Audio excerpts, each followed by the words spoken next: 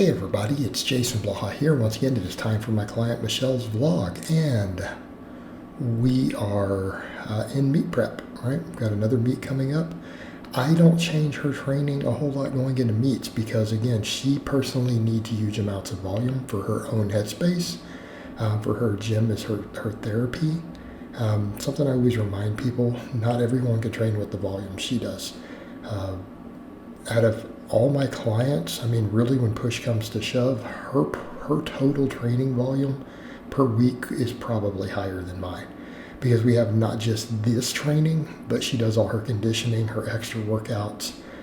She pretty much trains 6 days a week, not counting any cardio, other stuff. And of course, she puts up on her own social media her other 2 workouts that I don't program. But she comes in and hits it hard on the weekend, so she does these on weekdays. And again, I continue to keep her on conjugate, and that comes up, and some people are like, but you don't run conjugate. Why do you keep this lifter who's getting ready for Worlds this year? Why do you keep her on conjugate? Because she responds well to it. It works for her mindset. That's the thing when it comes to training programming. I think people forget psychology and mindset are really an enormous factor. And I think for a lot of people, this training style lends itself very well to their mindset. In this case, we do just tons and tons of hypertrophy work, but we do standard conjugate max work and dynamic effort work. Right? Now, notice these days for her, we don't use a whole lot of variations. We're not worried about bands. We're not worried about chains.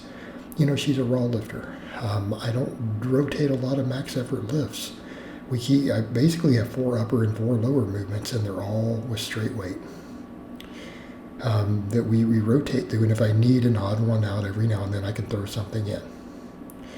But, it's bench press, closed grip bench, incline floor press, right? It's very straightforward. Lower body, usually back squats, paw squats, deadlifts, deficit deadlifts, right?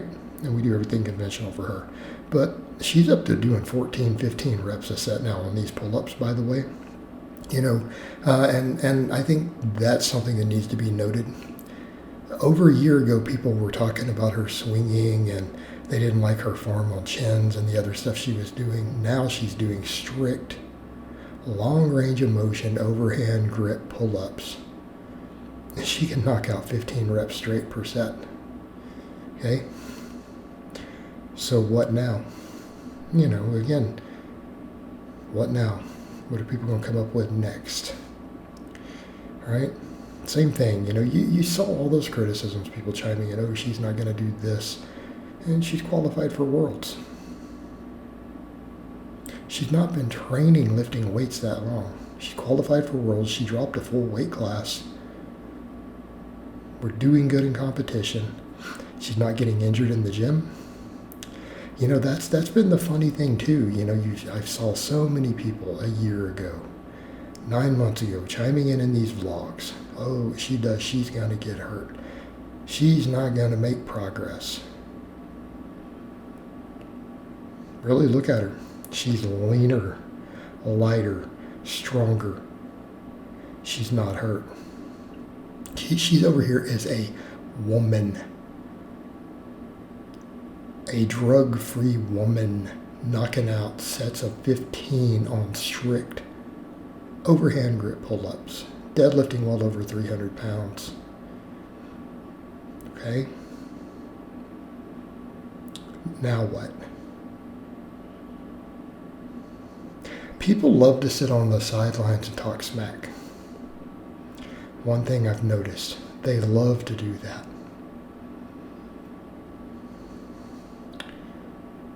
Where are y'all's results? Where are your clients? Right? What are your people doing?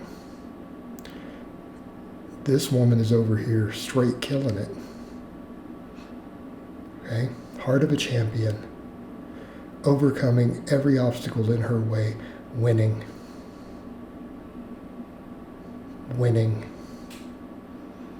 And look at her. Look at even how she looks now versus a year ago, year and a half ago. Keeping in mind, this is a drug-free woman.